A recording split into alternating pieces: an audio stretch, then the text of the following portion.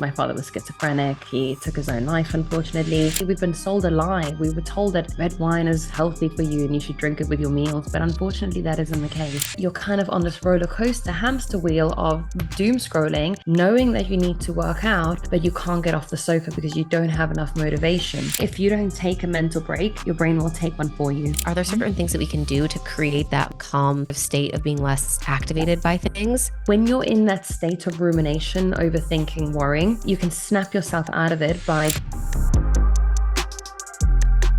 Welcome to the show, Nicole. I am so excited to have you. I can't wait to get into all things neuroscience, brain health, mental wellness, and really just nerd out on all these things. It's so funny because when I was growing up, I was always fascinated by psychology, but I hated science and math. So I just knew that I could never go into a career path like that. But then I got into coaching and mindset, and I was so fascinated by the subconscious. And so it's kind of funny how those topics came into my life through another sort of profession. But I always really look up to and admire actual scientists, neuroscientists. I'm like, that is so cool because I know you probably had to do so much schooling, but I love these topics so much. And I know that my audience does as well. So I'm really, really excited to dive in with you and just nerd out on all of this stuff. Well, firstly, thanks for having me. And I'm so sorry that you felt limited by your mathematics abilities because I had the same thing, actually. I did manage to scrape through into neuroscience with my B in maths. So yeah, I think if you did want to do it, I don't think people are being so stringent on grades. Of course, to some degree, you have to have A's and all that jazz, but I did get a B in maths. I redid my schooling when I was 25, actually. So we have GCSEs in England, which are whatever you do when you're 15, 16. I didn't go to school in England, but I had to redo that at the age of 25 to get into A levels, which is what you do when you're 18. So I basically redid all of high school in my 20s, mid to late 20s to get into university because I did fail high school. So Oh my God. Well, that's inspiring in and of itself. Just a testament to people of if you have a dream of something that you want to do or that you're really committed to, there's no right or wrong timeline. And when you yeah. put your mind to it, you can really accomplish it. So Yeah. amazing. Was there something in your life, in your family dynamic, in your personal lived experience that made you really passionate about mental wellness, neuroscience, and these things? Yes, well, a lot. I come from an extremely difficult background. My father was schizophrenic. He took his own life, unfortunately, and my stepfather was an alcoholic. But amongst all of this, I was always deeply fascinated with the kind of the science of the mechanisms of why this was happening. I didn't obviously I was interested in psychology and I'm not diminishing psychology as a practice, but I wanted to know what's happening on a cellular level for people to be a particular way. Where are these disorders residing within the brain? So I was fascinated with that. And that's how I got into neuroscience. Wow. Yeah. I mean, that sounds like a really challenging childhood for sure. How has that kind of shaped the way that you see the world and the work that you do? Yeah, I mean, I was always very lucky. I don't know. Of course, I went through the blame period, but it was always more curiosity. So when I see things in the world and I see people behave a particular way, or I just had a video go viral on alcohol, and we can maybe chat about that later. But it's interesting to me the vile and awful things I'm reading, but I don't get triggered by it. I'm fascinated by the different ways that people interpret a video that's providing facts without judgment, without. Of course, it's only 90 seconds, so there's no opinion on there. It's just you're providing the information, and some people have taken it in one way and other people have taken it another way, and it's interesting to see. And I find that I've always just been very curious about human behavior and why we behave in the way that we do. Is this the video where you shared that as little as one drink can affect the brain and just kind of sharing those facts of how alcohol does have an effect, even if you're not a heavy drinker, on your mental health? Exactly. And, when you listen to the podcast, I explained that there's, of course, nuance to it. This is one study and it's correlational. We are seeing that unfortunately we've been sold a lie. We were told that red wine is healthy for you and you should drink it with your meals. But unfortunately, that isn't the case. But at no point have I said, you need to stop drinking. It's just about informing people so that we can make informed decisions, so that we can be aware instead of, getting into our 60s, 70s, 80s and thinking, well, I don't feel good, but why, and there's no blame there. I don't want people to feel awful because they do drink. I still drink on occasion, and I just pick my moments. I won't just drink for the sake of it because we're celebrating at home for whatever. It'll be I pick my moments, and that's what I want Yeah. people to know. I just want them to know. Yeah, yeah. And is this related to like the way that alcohol affects our brains? Can you explain a little bit of what actually could happen or what that does? Are you talking about like mental decline later in life, dementia, Alzheimer's? Like what are the actual connections? So it appears that we have gray matter in the brain and we have white matter. Now they are responsible for communicating information in the brain. And what we've seen is that with alcohol intake, even up to 4 drinks per week, shows a diminished sort of gray matter and white matter volume in the brain. Now, what are the repercussions of that? We're not entirely sure. There's, dementia, Alzheimer's, these are all multifactorial diseases, neurodegenerative diseases. We can't pinpoint alcohol to one thing. There are also many people who drink alcohol up until their 80s, 90s. My grandmother drank one every single day, actually, and she lived to 100 and she was absolutely fine. But, it's all about understanding the risks and doing it. I still eat chocolate cake, even though, sugar and excess is bad. And I'm not going to stop any of that to a certain degree. I'm just not going to have chocolate cake every day in the same way that I'm not going to drink every single week. So yes, alcohol appears to diminish gray matter and white matter volume in the brain. So it actually quite literally is shrinking the brain. And we also know that because in chronic alcoholics, chronic alcohol intake, we've seen there's an atrophy in the brain. And the brain scans are actually quite scary in alcoholics because once the neuron dies off, we can't regenerate that. Now, there's another argument on that on that video, and that is that there is speculation for neurogenesis, which is the formation of new neurons. That appears to only happen in 2 areas of the brain, and they are at the moment clinically insignificant. So just because there may be speculation that we can regenerate these neurons in this one particular area doesn't mean that we can undo any brain-wide cortical damage that we have done through alcohol intake. Yeah, I think this is so fascinating. And like for me, like I drank a ton when I was younger. I was, binge drinking in high school and college, doing all the things. But the more that you know, the better that you can do. And I enjoy being like largely sober in my Yeah. life nowadays. But I'm kind of like you, where when there's an occasion, if it's a fun thing, I will have a drink or two. And Yeah. so, yeah, I love this approach of not necessarily like the fear mongering of like all these bad things are going to happen to you if you did do this, but it's more like the moderation and just the education of like knowing how this impacts us, because we have been told that red wine is good for you and you should, drink a glass a day and whatever. But I Yeah. always think back to, at some point people also said that like cigarettes were fine. So it's like Yes. we're constantly like learning new things Mm-hmm. and discovering more about the health impacts of our everyday, even things like caffeine. And there's so many arguments for stuff like that. And so, yeah, it's just interesting to see it from the kind of like neuroscience perspective for sure. So I want to talk a little bit about dopamine, this idea of like real dopamine versus, I guess, like fake dopamine or these like quick automatic sources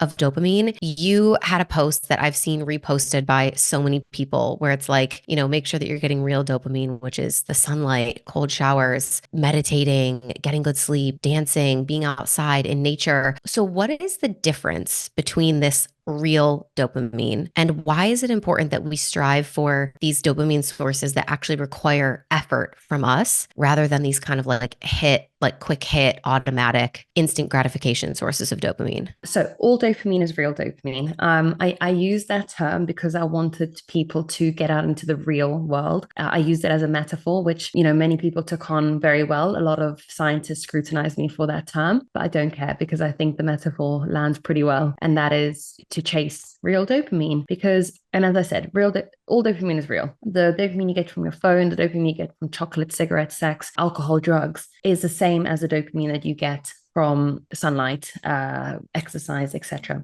The difference is the effort that is involved to attain these hits of dopamine. So when we engage in a activity that requires effort and a long-term gain to gain this dopamine, there's a much slower trajectory. So it rises, but it's not such a volatile high And then what happens is it maintains for quite a long period of time.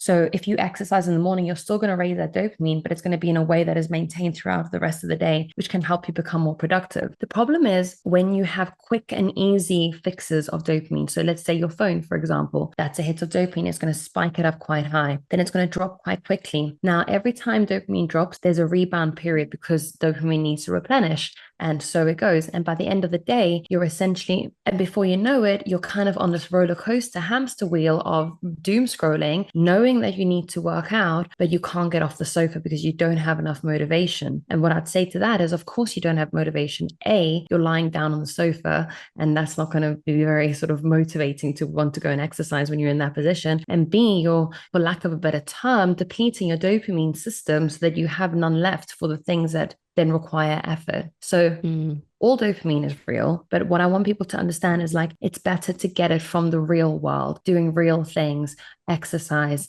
dancing, laughing, running, cold water, etc. Now, there's no morals on dopamine. Use your phone if you want to, but again, it's about having that informed decision. There are times where I doom scroll on TikTok and I'm going through reels and I'm having the time of my life. I'm really enjoying it. I'm laughing. I'm like, oh my God, sending my partner all these like reels and I'm enjoying it. But I'm there consciously doing that instead of letting it affect my life, letting it affect my work, and then complaining that I can't, that I'm not productive. And that's what I want people to understand is that we have a lot more control over these things than we are led to believe, than we are taught. And my goal is to teach people how to hack that system so that you can enjoy the doom scroll, you can enjoy the chocolate. I'm not going to tell you to enjoy drugs and alcohol, but but just be conscious of the things that you're doing, right? Because without let's use drugs and alcohol as an example. You have this pain pleasure, pain. Oh my God, it's the end of the day for me.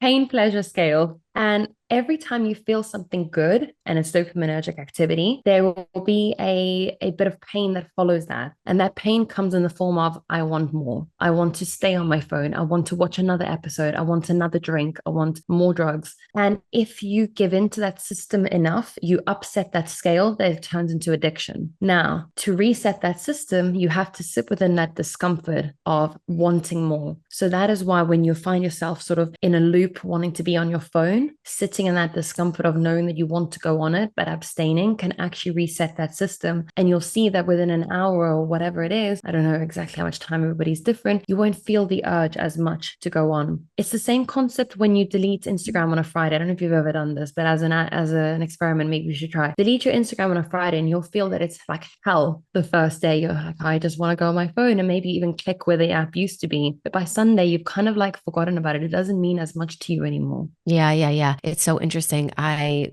did last year, I did like a 10 or 12 day. Well, I think my intention was to do a week of no social media. So I deleted it. And once like it was the end of the week, I was like, I want to go more time. So I ended up doing like 10 or 12 days because it just like felt so good. And actually yesterday I was in one of those like kind of doom scroll moments, but not one of the fun ones. One of the ones where you're like, I have so much to do. I need to get stuff done, but you're kind of like using it as a way to procrastinate and avoid the hard things. So you're like, I should get off of this. I should stop. But then like you can't, and you keep finding new notifications to click. And then it's just going on and on and on. And then finally I was like, I need to get away from the phone. So I like locked it up, put it away. And then I had the most productive like 3 hours of work. And I walked back into my bedroom at one moment and I saw my phone sitting there and I had like completely forgotten about it, like no urge to grab it or look at it. So yeah, it's so interesting how when you can get yourself away from it for a certain period of time, it doesn't feel as tempting anymore. But sometimes that's the hardest part is like ripping yourself away. And I'd love to kind of hear your perspective on this idea of like dopamine detoxes. So with the same way that like all dopamine is real, I totally understand that you can't like ever fully detox from dopamine because we're always going to have dopamine in our system. But I have heard people talk about this as a way to kind of break that cycle of reward seeking behavior and intentionally like stripping a lot of the classic like dopamine sources from their life, whether it's for like a day or a week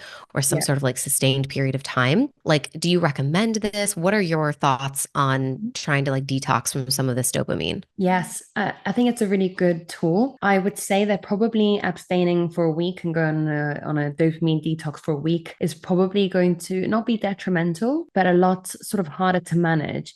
What I would think would be more beneficial is if people do it on a daily basis in a more regulated way. And what that could mean is maybe putting your phone away at 7 o'clock and not checking it until 9 o'clock in the morning versus doom scrolling until 11 o'clock every single night and then detoxing for a week just to go back to your old patterns anyway. So I think it's better to implement something that's more moderated across a time span rather than doing drastic kind of like seesaw like activities or however you want to call it. Yeah. And so I've heard of people doing this, like getting rid of social media, all forms of like entertainment, no TV, I think people have done it with like not even books, no sex, no sugar, like trying to get like all of it like out for like a period of time. And I find it fascinating. I mean, even just for like a day or two, I think it would be extremely interesting to see first your resistance of Yeah.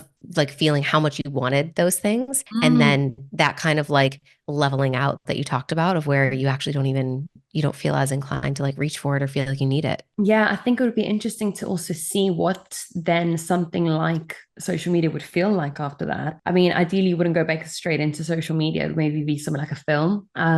But yeah, I think so. What I'm thinking is that you'd probably be quite overstimulated then, but I would imagine anyway. So I have a really interesting genetic mutation. So I have a mutation that basically means that I don't have a COMT enzyme. So COMT is an enzyme that breaks down dopamine once it's been released from the synapse. So what happens with me is my brain will release dopamine like everybody else's, but then there's not enough enzymes to break down that dopamine to reuptake it back into the synapse or, repurpose it, if you will. And so I can get really overstimulated by social media quite easily. And it's the reason why I'm actually very strict about not scrolling on my phone late at night, whereas my partner could like scroll and then turn over in bed and just fall asleep. And I'm like, that's amazing.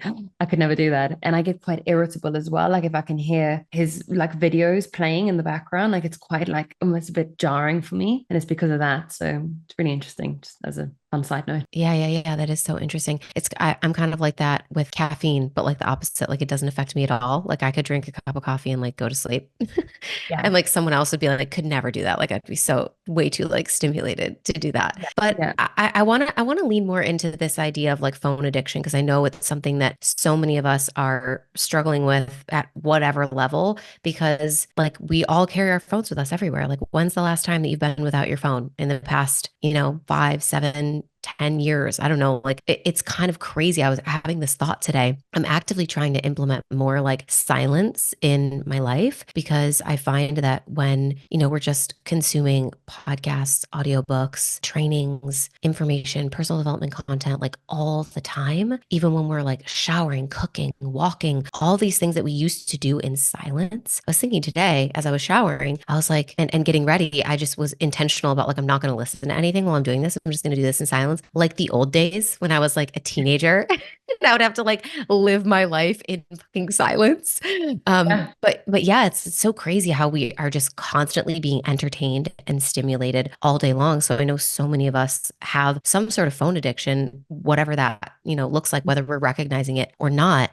Can you talk a little bit about like why this phone addiction is happening, why it's so prevalent, and how we might be able to start to break it? Yeah, it's funny you say that. I was having that exact thought a couple of days ago where I thought, so I tend to try and leave my phone upstairs when I come down to watch TV, just to be separated from it. And it's weird because I do have this automatic reaction to want to grab something and nothing's there, which is just weird. So I don't know if you can resonate with that, but I've definitely noticed it in my life for sure. And, so one, there's so dopaminergic activity. Dopamine is a reward-based learning mechanism that tells you whatever made you feel good, go to that again because you know that you can feel good in this place. And unfortunately, your phone is one of those things where it's just easy access. It's like having unlimited chocolate on tap all of the time, but better. That's why it can be so addictive. Now, there's another layer to that, and that is that your brain will have created pathways that will ingrain whatever you have habituated. So what that means is when you walk into a room, you don't think about about how you put on the light, you just do it in the same way that you don't even think about your phone picking it up. You just do it. It's automatic. It's like just something that happens.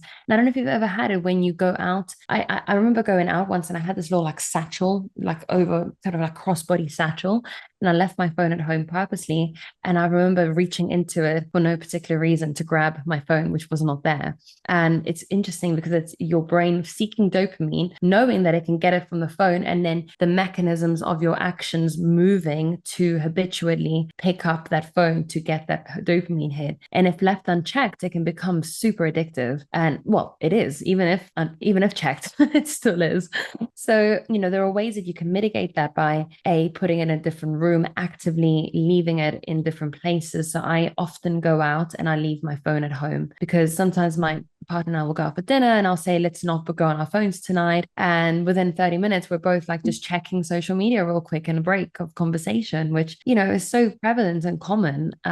So I make us leave our phones at home. And it's a struggle sometimes, but it does get better. It does get easier. Yeah, it's so weird how we become like you're a zombie sort of. Like you're just like it becomes one of those autopilot things. It's Yeah. so like I've definitely had that before where I'm like, all right, I really need to get work done. I need to be separate from my phone. I put it in another room and then I find myself, it happens to me a lot when I'm like doing something that is going to require a lot of like hard thinking or effort, Mm. or like I have to really focus and it feels like this hard task. So then my brain automatically reaches for the phone of like, oh, I'd rather have that than like sit and try to solve this puzzle or figure this thing out or like do these numbers or whatever it is. So it's like you can witness yourself being that sort of like autopilot zombie of like, don't want to do hard things. Just give me the quick dopamine. It's Yeah. sick. Yeah, well, the brain is wired, or it can be wired to prefer short-term hits versus long-term goals. So delayed gratification, if you are used to taking the path of least resistance, then that is what your brain will prefer. But we can train ourselves to embrace this sort of long-term or delayed gratification. Now, there's a couple of ways to do that. One, through practicing it, but also there's research to show that when we actively put ourselves in situations that are difficult and we overcome them, we strengthen parts of the brain that help us with motivation and to overcome the feeling of discomfort. So that could be, this is why I love things like ice baths. And I know there's a lot of like woohoo online, like, oh my God, we're sick of this now. We're bored of this like fad. But for me, it's actually the easiest way to do something hard because it takes so much resistance to get over wanting to get into that ice bath. But once you've done it, it's like it's only a few minutes rather than having to go on a hike and endure a whole 2 hour of, charade on the mountain. We can then increase our resilience to wanting to do harder things. So that can, that can translate into coming home after work and thinking, I'm really tired. I don't want to cook tonight. I'm going to order in. If you practice doing hard things enough, your brain will be able to override that and say, hey, let's do the hard thing and do the cooking. And you're more likely to then engage in those kind of delayed gratification activities that we know are better for us. I mean, not all takeaways bad, of course, but people have, finances and, budgets and in diets as well. So there's a multifactorial issue there. Yeah. Well, and it's just kind of like how when you start your day off with allowing that instant gratification choice to be the first choice that you make, you're more likely to make more of those choices and just kind of get on that hamster wheel of like wanting. And that's why I think a lot of people experience this when you start your day off really well or with some of those like harder choices, we'll say in air quotes, to do something that is really beneficial for yourself and makes you feel good, even though it requires effort, you're more likely then to have a better rest of your day and like continue that sort of like healthy pattern. We notice this with, choosing to make the bed or do a morning routine or exercise first thing in the morning or have a healthy breakfast. Like you're more likely after that to like continue those healthy habits. So yeah, it's just interesting how what you choose to do first kind of dictates what comes next. Yeah, exactly.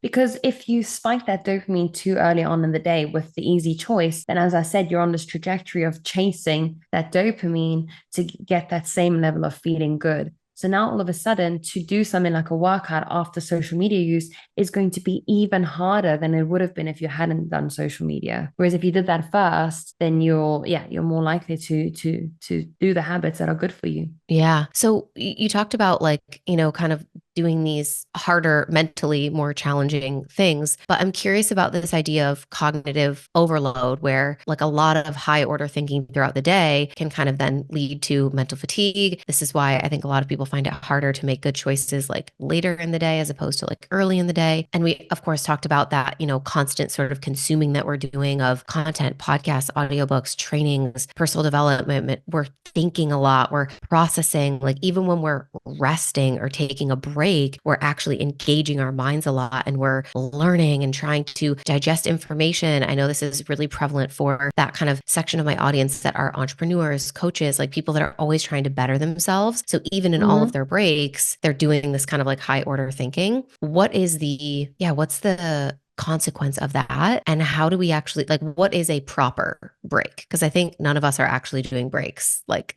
what an actual break should be. So this is my area of research, and the way that I describe it is, if you don't take a mental break, your brain will take one for you, and you can either choose to slot it in at the right time, or it's going to hit you at the wrong time, maybe during a podcast, or you start blanking out when you're in a meeting or whatever. So if you can be strategic with your breaks, then you have autonomy as to how you're going to feel for the rest of the afternoon. Now we have a limited amount of cognitive capacity on a daily basis. And the way that I've explained it, not in the research, but when I explained it to sort of, the wider audiences, I've called it mental currency. So you've got this bank of energy, mental energy that you can spend every single day. And every night you replenish that bank, like the tooth fairy comes in and puts more money in. And what are you paying? What are you using that currency for? If you are at work for 8 hours a day, you're spending money on that. If you don't take a break, then you're sort of depleting that bank. Now you can replenish that bank system or that currency by taking these mental strategic breaks. Because if you don't, it's almost like you're walking on a treadmill for 8 hours a day. That's your 9 to 5. Then you've got to come home and do more things. So that's, a different kind of workout. You move on to the stationary bike, and then you move on to, I don't know, the rower, because you've got chores and you've got cooking to do, etc. And before you know it, you're exhausted. So taking these strategic breaks can help us and replenish energy stores so that we can then get home and make better decisions. So what do those breaks look like? Well, anything that means you're not engaging in something that's stimulating. So that could be a walk. Ideally, it's a calm walk, no headphones, no music. Some music's fine. I mean, we don't know in research. I'm just sort of speculating that without music will probably be better than with music. But I definitely wouldn't listen to like a podcast or anything like that. You can close your eyes, take a proper sort of mental break. It's, Dr. Huberman's calling it an NSDR, a non-sleep deep rest. I call it a sort of mental break where you're just shutting off from the world, whether it's a meditation or you're just sitting there with your eyes closed, whether it's a nap, whatever that means to you, just something that helps you disconnect from the outside world. So you can just go in and replenish and check in on yourself. How are you doing? What's up? We're going to cook later or not?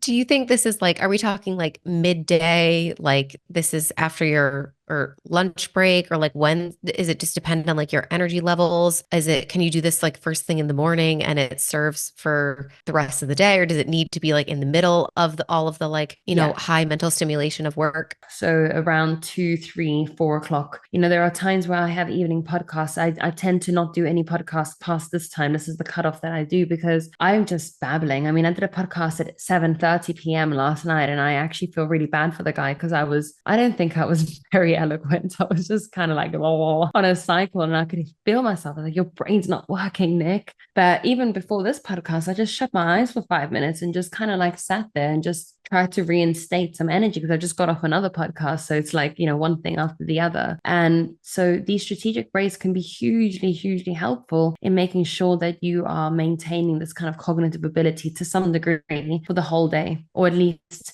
mitigate some of the effects, because there will be naturally some decrement, and that's normal. Yeah. What is your perspective on things? You mentioned meditation, like meditation, hypnosis. I know you're also a fan of. How does that kind of contribute to this idea of giving ourselves deep mental rest? Yes. So obviously, I'm the neuroscientist in residence at Reverie, and they are a self-hypnosis app that was curated by Dr. David Spiegel. He's got 45 years of clinical experience at Stanford Med, so he's the chair of psychiatry there. And self-hypnosis is a form of this kind of mental break. It allows you to go in and kind of work on whatever it is that you're trying to change. So the way that I explain it is meditation is like a mental break, self-hypnosis as well, but self-hypnosis adds another layer to it where it helps you visualize or change something that you are trying to change in your life. So it could be a habit, it could be anxiety, it could be improved focus. So on the app, they actually have an improved focus session. They also have a be present session, which is really interesting because it helps you kind of reconnect with the current state you're in. So the way that Dr. Spiegel describes it is, you know, when you go into a cinema and you kind of forget that the whole world exists. That's kind of self-hypnosis, what that is, because we have so many competing distractors all of the time. Self-hypnosis can kind of help you kind of re-engage that. Tunnel vision isn't the right word, but it's that kind of ability to just zone in on what it is that you need to do. So you can kind of mentally prep yourself for whatever it is that you want to do. On the app, he guides you through different things: sleep, anxiety, worry. There's also, you know, fear of flying. But the one that I use is definitely the focus one and the be more present. So I didn't have time to do it before this podcast, but sometimes a couple of weeks ago, I had a podcast that was really important. And I was in the middle of, we're trying to buy a farm. And it's just been honestly the most stressful thing I've ever done in my entire life. And I've done a neuroscience master's. So you can imagine how stressful it is. And I remember having to go, I just received like sort of annoying news about something, and I had to go straight into this podcast. And I did the be present hypnosis to just kind of zone in. And what's really interesting is that I snapped into what I needed to snap into and kind of blocked everything else out. And that's the power of self-hypnosis, is that you have the ability to shift your state to whatever it is that you need. So if it is from I'm too active and I need to calm down so that I can sleep, you can do that. If you're like, I am too distracted, I need to zone into what I need to do, you can do that. And that is so wonderful about self-hypnosis. How long? Because I've done hypnotherapy for a while and I love those sessions with my hypnotherapist. I call it like adult nap time, Yeah. especially if you put it in like the middle of the day and, you know, someone just like guides you into that like juicy, like hypnosis state. You wake up, you feel so blissful. You're like, oh my God, you feel like you're Yeah. floating on a cloud. But that obviously takes a while. How long are these self-hypnosis sessions typically on the app? Can you do, because you're mentioning doing it right before a podcast. Is it like 10 minutes, 15 minutes? Can we do them quickly? Yeah, so there's two options. They've got the interactive option, which is around 8 to 10 minutes, and then you've got the just listening option, which is around 5 to 6 minutes. So if I'm on the go, or not on the go, because obviously you need to close your eyes for it, but if you just have a few minutes before a podcast, then I'll do the just listening one, depending on how much time I have. But yeah, 10 minutes, which is amazing. So you can literally change your life, your state, your day in 10 minutes. Yeah, that's Yeah, incredible. I yeah. know a lot of people struggle with overthinking, anxiety, and I would love to hear you kind of speak about the connection to this connection of overthinking to cortisol and stress and how that's related. Because I think a lot of people are like, oh, I'm just such an overthinker. I overthink a lot, but they're not really clear on how to navigate improving that, healing that, working through that. But I believe that like you are not stuck as an overthinker or as an anxious person. And I'm sure that you feel the same way, knowing how much, you know, we can change within our brains and in our state and in our lives. So yeah, I'd love to hear you talk about this idea of like overthinking and the connection to cortisol and stress. Yeah, so thoughts can trigger a stress response. We know that because you can think about your emails or the tax man, and you're all of a sudden very active. And that is the same for sort of self-negative or negative self-referential information about yourself, overthinking, worrying about stuff, maybe pondering autobiographical memories. You know that feeling where you're like, oh, I can't believe I sent that message a year ago. That's all very common stuff. And that resides in an area called the default mode network. Now, the default mode network is a network of brain areas, and it's exactly what the name says. It's your default mode of thinking, your idling state. Now, what happens in the default mode network is that these thoughts can arise spontaneously, but they have no beginning and end. They're sort of like incohesive. They've run around in your mind without beginning and end, if that makes sense. So, you ever had that feeling where you try and put into words how you're feeling, but then you either struggle or you feel better when you've done it, or you realize that you didn't feel like that at all. And that's because when we have to generate words and put a narrative to the story, so you say, I feel like this, and it's because of this, and this is what I want from the outcome, or you talk about it to a friend, it generally puts you in a different state of mind because it's using a smaller part of the brain, which is activating the frontal cortex, snapping you out of that default mode type thinking. Now, what's really interesting is that hypnosis has actually shown to increase GABA in the limbic system. Now, GABA is an inhibitory neurotransmitter. So with every excitatory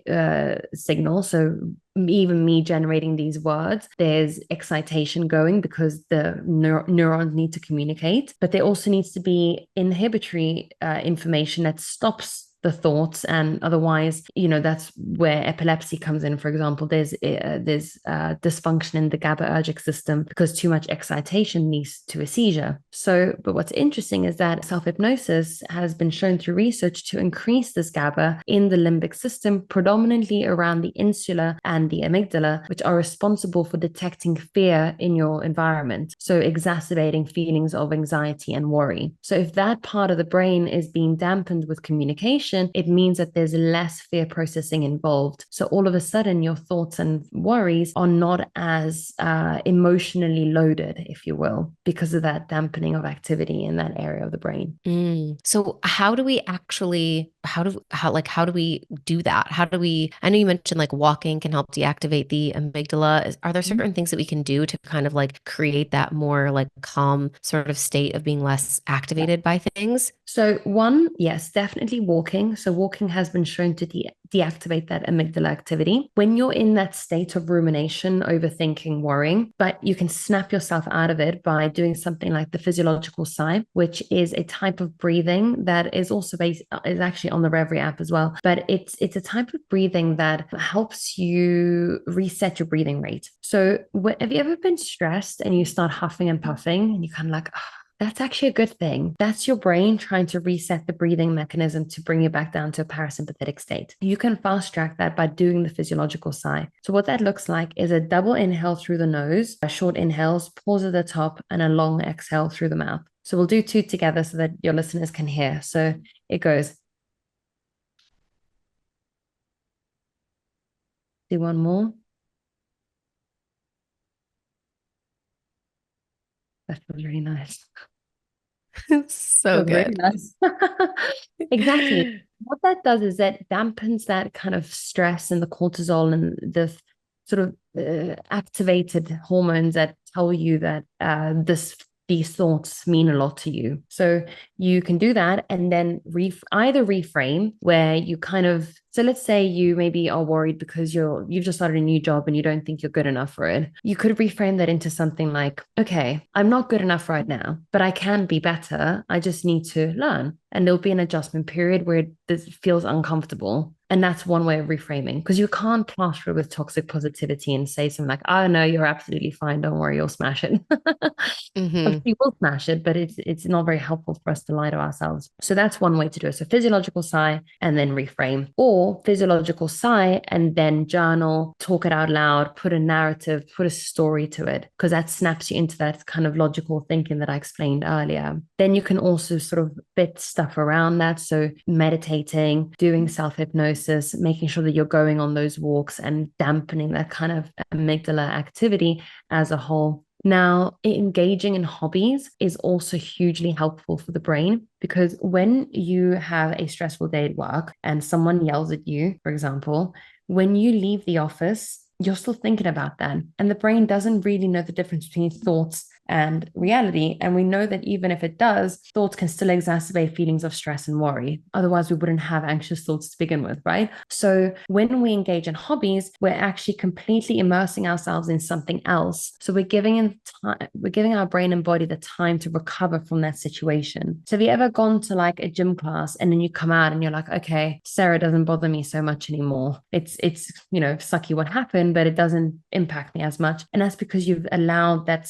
stress signal to kind of dampen during the time that you were in the class and think about something else. The hobbies are huge Yeah. Yeah, beneficial. yeah, absolutely. My partner like always says that his form of like mental health is playing soccer, swimming, and working Yeah. out. Those are his like mental clarity sessions that like get him feeling like really anchored back into his body and just like feeling like things are okay again. In terms of like walking, something that I've been doing and I've encouraged a lot of my clients to do it recently is I call them like no stimulation walks. So it's Yeah. that walking with no music, no podcast, no nothing, just like being outside in nature, just like walking in silence, which is really, Yeah. really helpful. And then in terms of the breathing, something that I love to do either by myself, but also it's fun if you have like a partner or someone that you need to hug. If you have Mm, a hug and you do like a little bit of a longer hug and you take like mm, 3 deep breaths and exhales together, I find that that like regulates me so, so much. Like if I'm having a stressful experience or we're traveling or something's going wrong or whatever, and I know I need to get like regulated, we'll like hug and I'll be like, I just need a 20-second hug. And then we'll do 3 deep breaths like together. And it's yeah. like also the heart coherence of like putting your heart against somebody else's heart. That's like another beautiful, beautiful thing that's like helped Mm. me so much. I love that because we release oxytocin in social connections, but not any social connections. They have to be very deep and meaningful. And oxytocin, vasopressin both make us feel really good. And yes, like you said, that heart coherence, which can help you regulate your central nervous system back down. But there's another layer to that, and that is that there's research to show that we can actually synchronize our brain waves with other people around us,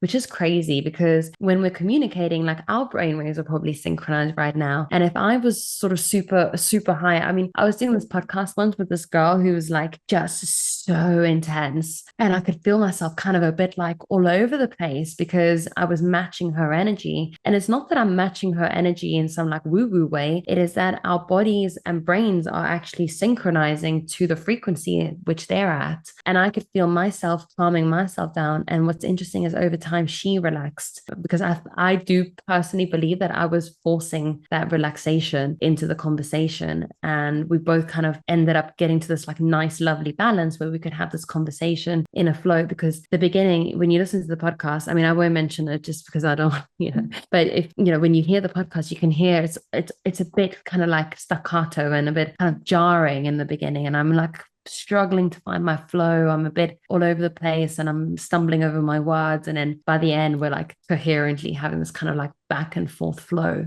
Yeah. Oh my gosh. Because you had a post that I loved, which I also want to talk about, and this like goes into it so nicely because you mentioned like how we can match other people's energy subconsciously, like without even trying. Yeah. And I think the post was about like being able to support your partner through a bad mood instead of like matching their energy when they are in Mm, a triggered or yeah. frustrated or angry or upset state. And whether it's your partner or it's kids, like, oh my God, I can only imagine how important this is for parents. But Yeah. like, let's talk about exactly what you just said, but a little bit more in depth in terms of like, how do we hold the space and do exactly what you did on that podcast, which is like calming ourselves down, Mm, maintaining the energy that we want to hold and offer to the other person. So, in the hopes that like they can kind of like meet us there a little bit instead of just yeah. feeding into their triggered response, their energy, and then having us both be in chaos. And it's easy to do that. That's the thing, is that if it's not practiced, if your partner's trigger, snaps, it's easy to snap back. And then you kind of get this like upward trajectory or downward spiral, whichever way you want to look at it, where you're then sort of, blowing up at each other. And I think that, obviously there's nuance to it. And some people are in the comments saying that they struggle because sometimes they do that and their partner doesn't listen. But being able to hold space whilst also making sure that it's not impacting you. But, because you can just hold space for someone and kind of calmly breathe. My partner and I are really good at doing that. Like I had a situation where I lost Max, my puppy, in the mountains. She was stuck in a ravine actually. And I thought she was chasing sheep. So I was like, I could hear her in the valley, and I thought that she was chasing the sheep. And I was like freaking out because I was like, oh my God, the shepherd's going to kill her. Like, this is all very stressful. I've never ran so fast in my life. And I found her, and it turns out she was just stuck in a ravine and she couldn't get out, but she could hear me shouting. So she was barking because she was panicked at the fact that she couldn't get to me. And I called him. He's actually away on a retreat, bless him. And the whole time I was honestly freaking out. And he was just so calm. And I think if he'd started panicking, it probably would have like, gone off into like a town. I probably would have passed out, to be honest. I was just so stressed. And what's interesting is that he was saying, he's like, I was so stressed because obviously he's not there. He's like a 2 hour flight away. There's no way that he could in any way help. But he was like, it took so much for me to just remain calm and like hold that space for you, because I could easily have freaked out and then you would have like lost your mind and then we would have lost the dog.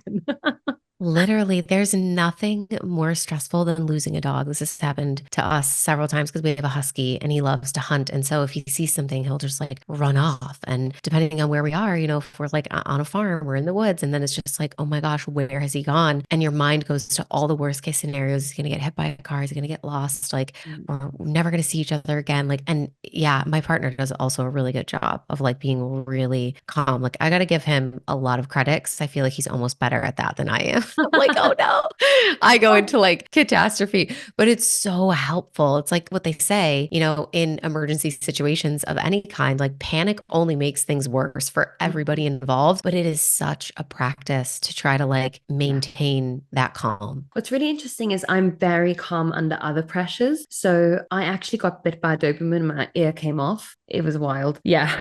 I need to Your reconstruct. ear Yeah, came it was off. literally hanging like by yeah, it was, and it split into, it was honestly so awful. My ear's in really good shape now, you can't even see, but I had to get it put back together. And I remember getting up and I was like, has he bit my ear off, to my partner? And he was like, oh, and I looked in the mirror and I freaked, I screamed and I was like, okay.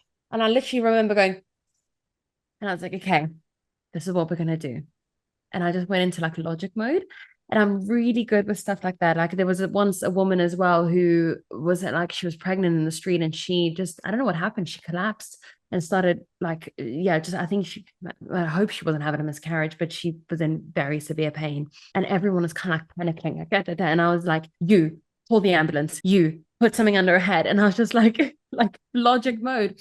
I think when it comes to the dogs, I'm like, I don't even know what I'm going to be like as a parent. Cause I was just like, do you know what it is? I have two dogs.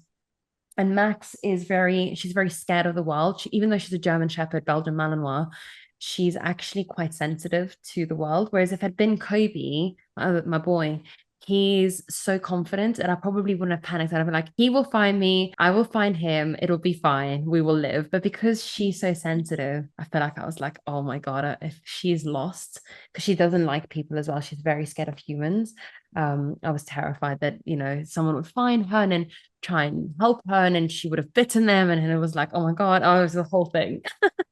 Oh my God, I know. So stressful. Wow. But like to go back to what you said of like how you just kind of go into that mode in the emergency with the pregnant woman, it's like that's for me, like that's leadership. It's like, what's that saying where it's like the room starts on fire and like you're trapped in there with a bunch of people. Like the leader in the room is the person where when they say do this, do that, you're like, you're just following them because of the energy that they carry. So I do think that leadership also has like an energy, it has a frequency, and it very much is being able to regulate, stay calm, find a solution even when things are chaotic. So yeah, but I totally relate with like losing the dogs and stuff like that. I go absolutely ballistic. And my partner's like, it'll be fine. Like he's gonna come back. And I'm like, literally. I love the word. I love the fact that you use the word leadership, because when I coach a client, so I've got this one particular client who has a really terrible relationship with his boss, and just generally in life, he tends to struggle sometimes in relationships. And I always say, like, be the leader, like, lead your boss into where you want him, and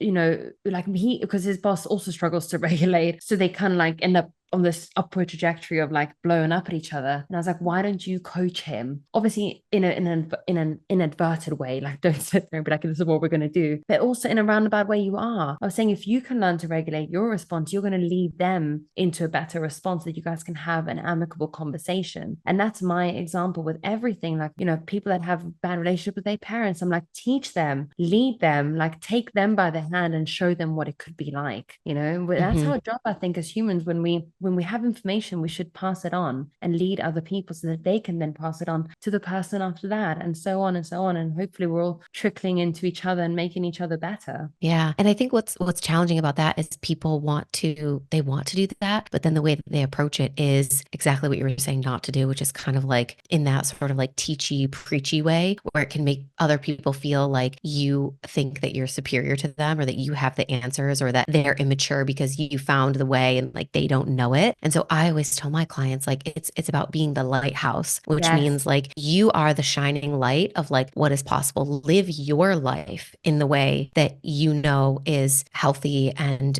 radiant and helps you feel amazing. And other people will see that and feel that. And exactly as you're talking about with space holding, it's like people then kind of like feel that energy and they almost like calibrate to it. When you carry yourself like that and you go into conversations, conflict, whatever it is, holding that energy and you are the lighthouse for what's possible, people feel that and they can kind of adapt to it. And sometimes that takes longer. And I think that's what people are frustrated by is that like it's not going to happen immediately, but it definitely is possible. Yeah, I love that. I love that a lot. Thank you so much, Nicole, for this conversation. I have like 5,000 more questions that I could ask you. So I might have to do a part two because I love all of the Yes. neuroscience stuff. You're amazing. Let everybody know like where they can find you, your book, the app, like anything you want to shout out. Let our people know where they can get more of this like juicy mindset, mental health stuff from you. I'm on Instagram as Nicole's Neuroscience, or if you type in Nicole Vignola, it will come up. And of course, my book Rewire is it's out in the UK already, but it'll be out in June next week. So it's Rewire, Break the Cycle, Alter Your Thoughts, and Create Lasting Change, where I've basically digested all of this information into a book. It's been designed so you can dip in and out of each chapter without having to have read the whole thing. I talk about breakup, negativity bias, reconnecting with yourself, growth mindset. I've got a 7-step process on how to change your habits and behaviors. So it's a great book. I do say so myself. And And yeah, I'm sure it was a labor of love and such a long process. So we will link everything in the show notes for you guys so that you can find Nicole, you can find her book, you can find the app for self hypnosis and all the things that we talked about today. Thank you so, so much for your time and your wisdom. And thanks for coming on. thank you for having me. And yes, we'll have to do a part two. Yeah. Awesome.